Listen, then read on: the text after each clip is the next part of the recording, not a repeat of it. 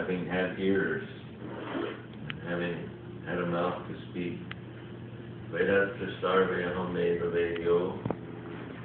As Krishna says that I am the Vedas, I'm the compiler of the Vedas, and I'm the knower of the Vedas. And he's also known by the Vedas. So some people are very amazed that there's so much information about the Supreme Personality of Godhead. And yet some people still take this information and they're either what's called karmis, or they're jnanis, or they're even just yogis without being bhakta or bhakti yogis. Because there's many different levels of realization. And one thing we want to talk about today is, in our practice of devotion, we should look inside and see if we are practicing in a sentimental mood, or if we are actually trying to heed the advice of the Vedas and mentor our senses in order to experience something real that is already there, something very practical. Because we have these senses here in this material world. We hear that it is a goal to control them. But we also hear in the spiritual world we'll have our senses also, because that's the nature of the soul, to be active, to desire things. So what is the difference? In the material world we have material senses and material desires. In the spiritual world we'll have spiritual senses and purified spiritual desires. Otherwise we won't be able to be there. And bhakti, yoga, or devotion, true devotion, is the key that's going to open the door to that spiritual world. So when we first come around people, we've had such a different life. Some of us very much bordering on sinful activity, if not right in the middle of it. And when we come around people who are worshiping the Lord, all of a sudden we go through a change in our heart. And sometimes we cry, and sometimes we feel like, I'm missing Krishna, or I'm loving Krishna now, and now I really want to love him. There's one side to that that's natural and very good and to be reinforced. But it's a different side to stay in that mood only. That's called sentimental. Because actually if you break down the word sentimental, and I didn't realize this myself, I heard this from a Prabhupada disciple when I was in Vrindavan one time listening to a Bhagavad Gita class. And he said this, and it sounds so obvious, but it really made sense. If you break down the word sentimental, it has the senses and the mind. Sentimental. And he says, Bhakti Yoga is none of that. So we have to experience real devotion without the material senses, and without the mind, which is known as the sixth sense. It is actually said that these ears that we have, these big floppy things on the side of our head, they are actually connected to our heart more than they are to our brain when absorbing transcendental knowledge, this divya gyan, this knowledge which is about the spiritual world. And when we hear it from a realized soul, it goes straight to our heart. Whereas in the material world, we hear so much buzzing and noises and this and that, and it all kind of goes in our head. And our mind thinks that it's making the decisions, it's in control, and it's all about me, and I'm thinking this way, and I have this opinion, and so this is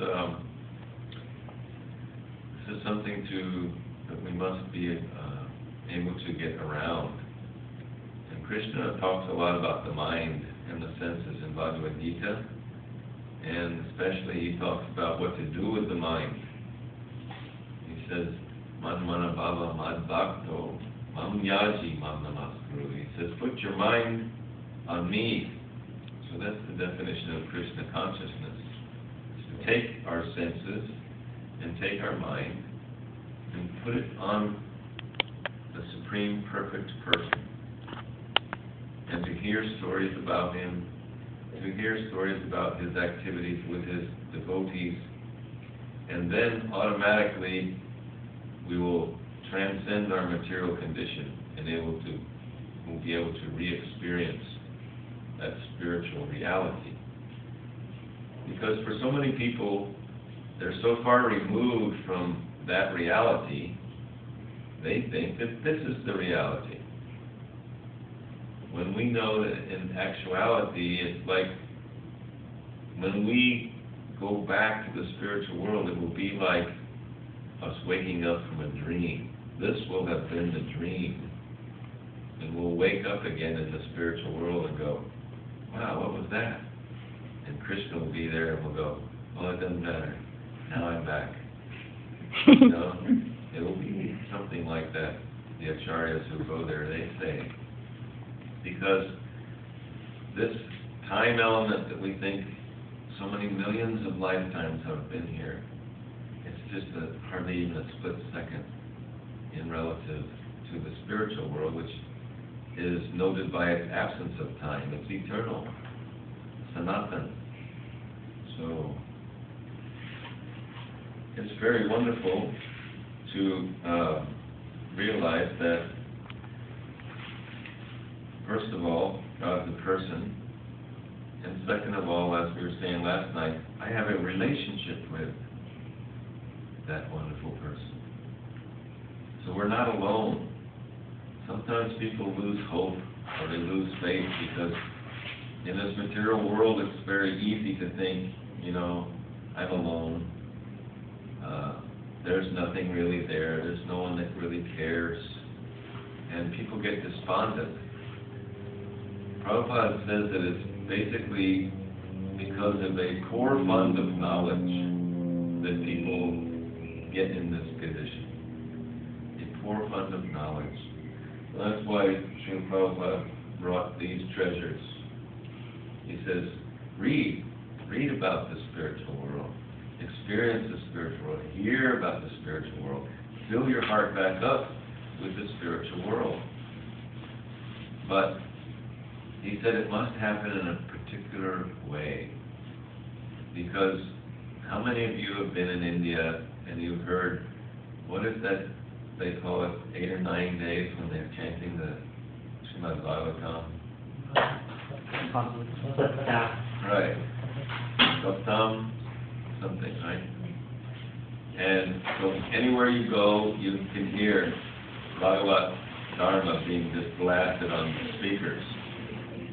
So Prabhupada says, be very careful. The person who's speaking is getting paid. And his realization is probably not so much realization. And you're listening to him. And so remember, we're pulling in that sound and we're putting that in our heart. And where is it going to take us? Probably wherever that person is. And that might not be in a very good place. So we have to pay attention, and we have to be careful to avail ourselves or make ourselves close to those personalities who have a purified heart. Because the practical side of worship or devotion must be backed up by real faith and real trust. And they kind of go hand in hand. We can't really have faith without trust. In Bhagavad Gita, Srila Prabhupada refers to that